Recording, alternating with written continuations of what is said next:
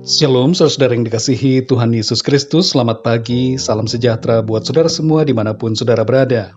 Damai dan sukacita oleh Roh Kudus melimpah senantiasa dalam hati dan kehidupan saudara semua. Sebelum kita mendengarkan renungan firman Tuhan, mari sama-sama kita berdoa.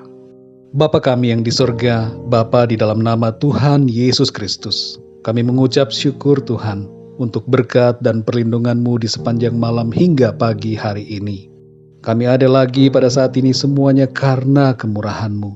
Dan kami percaya ada maksud dan rencana Tuhan yang baik, maksud rencana Tuhan yang indah bagi setiap kami. Saat ini ya Tuhan, kami mau mendengarkan sabda firman-Mu.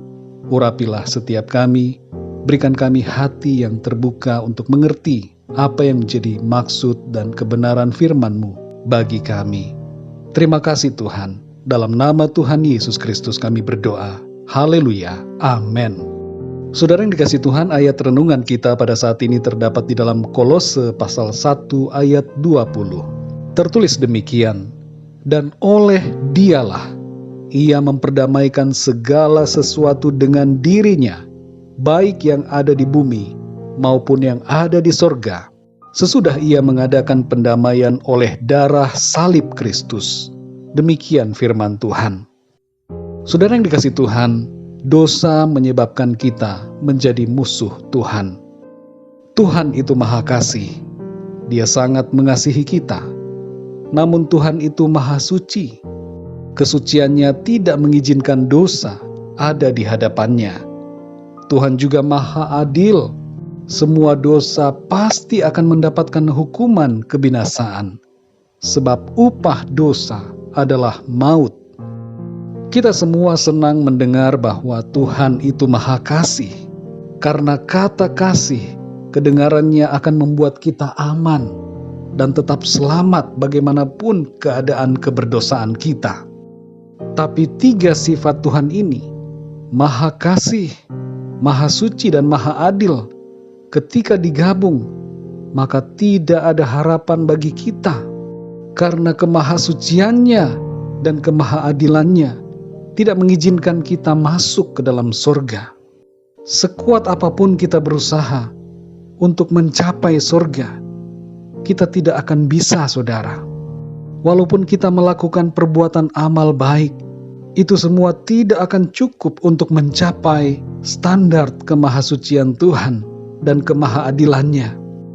Semua manusia berada dalam kemalangan, saudara, karena tidak bisa mencapai keselamatan. Dan Tuhan pun bersedih melihat kita semua yang berjalan menuju kebinasaan. Namun saudara yang dikasihi Tuhan, hal ini tidak berhenti sampai di sini. Tuhan yang Maha Kasih itu tidak tinggal diam. Walaupun hukum sudah ditetapkan bahwa semua manusia harus binasa, namun masih ada satu cara untuk menyelamatkan manusia, yaitu dengan menyediakan suatu tebusan. Tebusan itu haruslah manusia, bukan binatang atau barang. Manusia harus ditebus manusia. Tapi ada yang spesial di sini, saudara. Karena semua manusia sudah berdosa, maka tebusannya haruslah manusia yang suci tanpa dosa.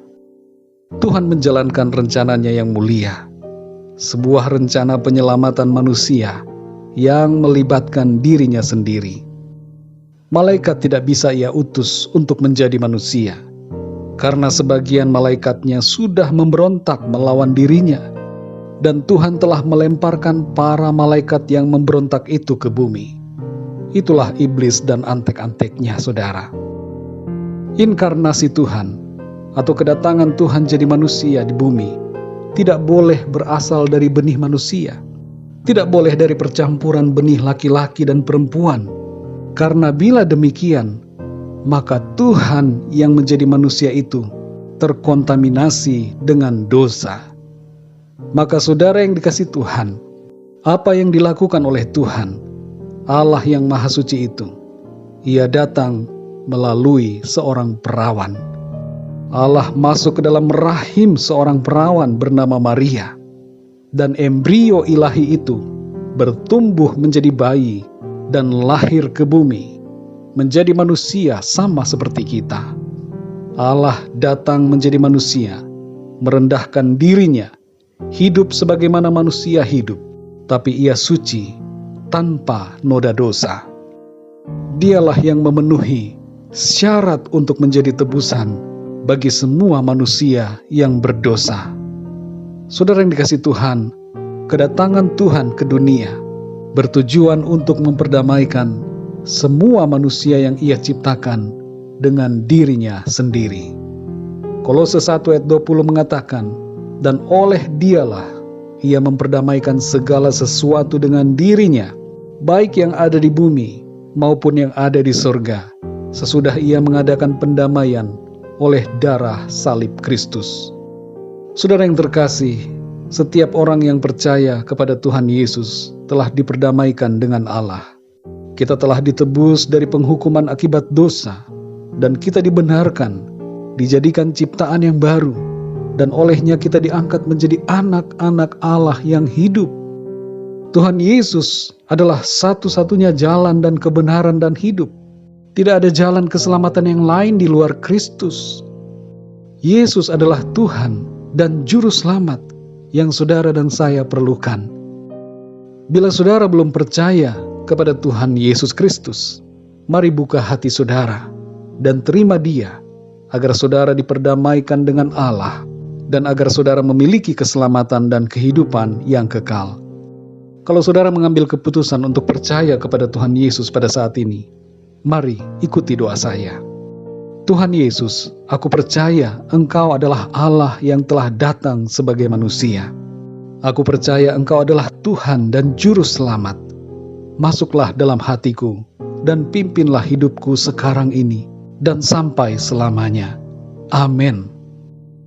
Saudara yang dikasihi Tuhan, bagi saudara pendengar semua, berbahagialah kita, karena kita semua telah diperdamaikan oleh darah-Nya.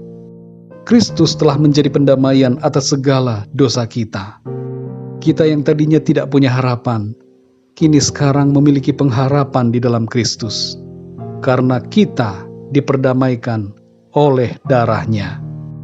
Ada damai di dalam Yesus. Kita semua yang hidup sekarang ini berada dalam damai sejahtera dengan Allah Bapa. Mari kita berdoa saudara.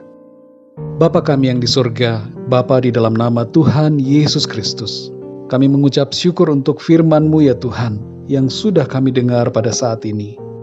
Engkau telah datang untuk berkorban bagi kami. Engkau mendamaikan kami dengan diri-Mu, oleh darah-Mu ya Tuhan yang tertumpah di atas kayu salib. Kami bersyukur ya Tuhan, karena kami yang tadinya tidak memiliki pengharapan untuk selamat, kami jadi memiliki kepastian keselamatan oleh karena kasih-Mu Tuhan. Kami bersyukur ya Tuhan, oleh karena kasih-Mu Engkau datang, Engkau jadi manusia, merendahkan diri-Mu, dan Engkau rela menyerahkan nyawa-Mu bagi kami di atas kayu salib. Terima kasih ya Tuhan, untuk karya pengorbanan dan karya pendamaian yang Engkau kerjakan bagi kami. Kami memiliki damai di dalam Engkau ya Tuhan Yesus. Terima kasih Tuhan. Pimpinlah kami ya Tuhan di sepanjang hari ini, dalam segala apapun yang kami kerjakan, segala aktivitas kami di hari ini. Kami mohon tuntunan Tuhan, dan biarlah di dalam semuanya, nama Tuhan senantiasa dipermuliakan. Terima kasih Tuhan. Kami percayakan seluruh hidup kami ke dalam tangan kasih-Mu, karena Engkaulah yang memelihara kami, dan Engkaulah yang berdaulat atas hidup kami. Dalam nama Tuhan Yesus Kristus, Tuhan dan Juru Selamat kami berdoa dan mengucap syukur. Haleluya. Amin.